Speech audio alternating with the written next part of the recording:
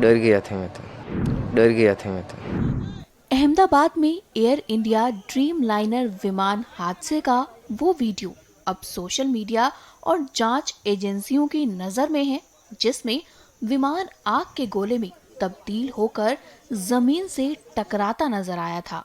बता दें कि इस दिल दहला देने वाले वीडियो को शूट करने वाला कोई बड़ा पत्रकार या कैमरामैन नहीं, बल्कि 17 साल का एक लड़का है जिसका नाम आर्यन असारी है।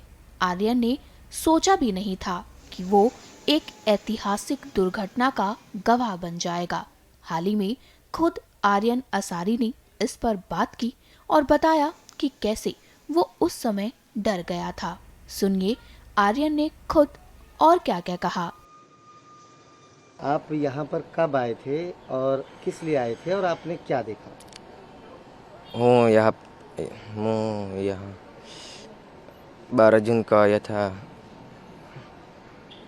અને મને વિમાન જોયું પાસથી તો મને એવું લાગ્યું કે આ પાસથી જાય છે તો વિડીયો ઉતારું તો મારે દોસ્તને બતાવી એટલા માટે મેં વિડીયો ઉતાર્યો તો વિમાન જતું હતું તો એરપોર્ટ છે તો એરપોર્ટ પર ઉતરે છે એવું લાગ્યું હતું મને.